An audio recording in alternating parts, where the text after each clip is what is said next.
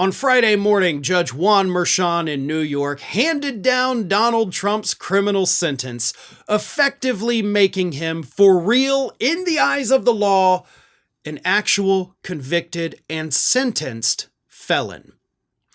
However, as expected, the sentence is literally nothing.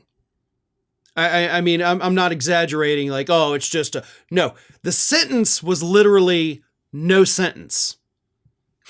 No jail time, which was expected, but no fines, no penalties, no probations, nothing. Just, we are basically going to make a discharged sentence, which means you can go. The felony convictions stand, so you are a convicted felon, but nothing happens to you. Here's what Merchan wrote in his ruling. The protections afforded the office of the president are not a mitigating factor. They do not reduce the seriousness of the crime or justify its commission in any way. The protections are, however, a legal mandate which, pursuant to the rule of law, this court must respect and follow. It was the citizenry of this nation that recently decided that once again you should have the benefits of those protections, which include, among other things, the Supremacy Clause and presidential immunity. It is through that lens and that reality that this court must determine a lawful sentence. This court has determined that the only lawful sentence that permits entry of judgment of conviction without encroaching on the highest office of the land is unconditional discharge. Therefore, at this time, I impose that sentence to cover all 34 counts. So it is important to kind of understand what he's saying. He's like, listen, this election saved your ass. If you hadn't won, I'd give you a pretty harsh sentence. But because you're going to be president, I kind of have to respect that.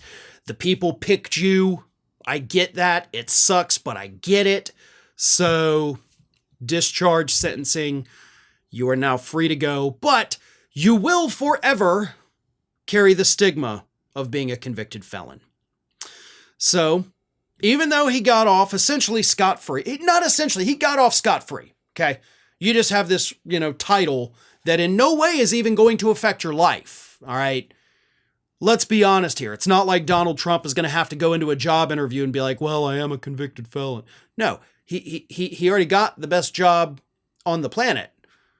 So he doesn't have to worry about that title. It is not going to impact his life at all. But nevertheless, he immediately started crying like a baby on Truth Social, saying this following the sentencing. The radical Democrats have lost another pathetic, un-American witch hunt. All right, you know what? They didn't, though, because you're still a convicted felon. A jury of 12 people still said you did it. That, by definition, you lost the case.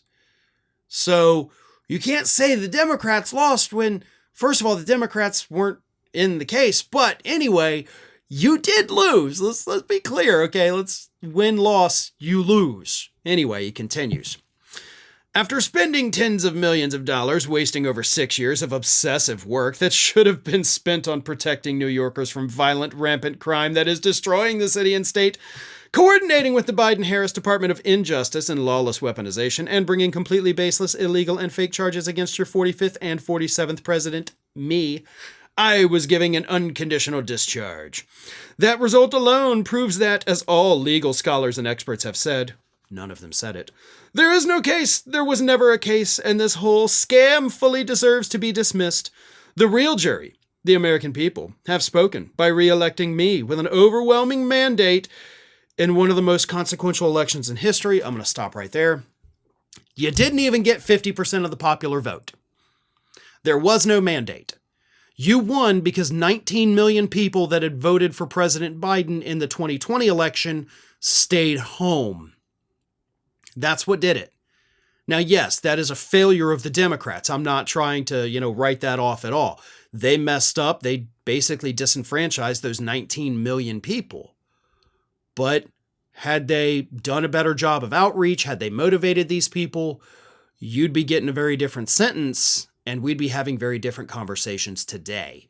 You do not have a mandate, and don't let anybody tell you, the viewer here, that he has a mandate, because he clearly does not.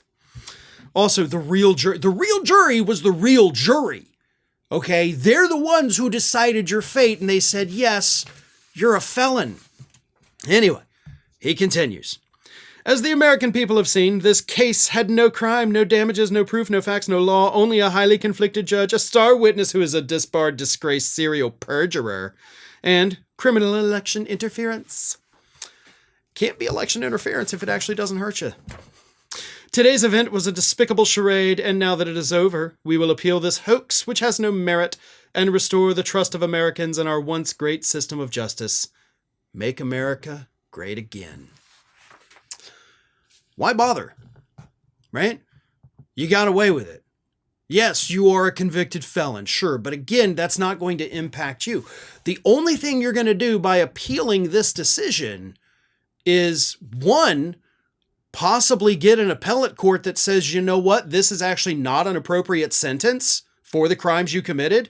We're going to remand it back down to the lower court, and they're going to have to give you a real sentence. Like, you do run the risk of actually getting a real criminal sentence imposed by appealing it. The other thing that could happen is that the title of convicted felon comes off of you. And you also have to pay your lawyers to file the appeals and motions and all that crap. There is no good outcome for you if you appeal this. Okay? You will lose no matter what. You will either, again, a very tiny, tiny possibility, but you could be remanded to a more harsh sentence, or two, you just lose a lot of money paying lawyers to do something that isn't even necessary because it doesn't impact your life. But if you want to appeal it, go for it, bud. The appellate court has already shot you down multiple times. The U.S. Supreme Court has already decided multiple times as well they aren't going to save your butt on this particular issue. So, again, you want to waste your time and money, feel free to do it. I'm just letting you know right now, that would be one of the dumbest things you could possibly do, since, again, you got away with it, and it will in no way impact the rest of your life. Did you know that you might be missing out on wonderful content from me? I mean, you're here already because clearly you like what you see. So if you're not already, please do subscribe to the channel. Make sure you like the video, share them with your friends and family, but also follow me across the rest of the social media world. And it's not that hard to do. Whether it's X or Twitter, whatever you want to call it, Facebook, Instagram, TikTok, Threads, on every one of those platforms, you can find me at the username @Farron Balanced. Simple enough, right? So get on it. And if you don't feel like going to each one of those outlets individually, lucky for you, we have links in the description of this video to take you right to my pages across all of social media. So don't miss a minute.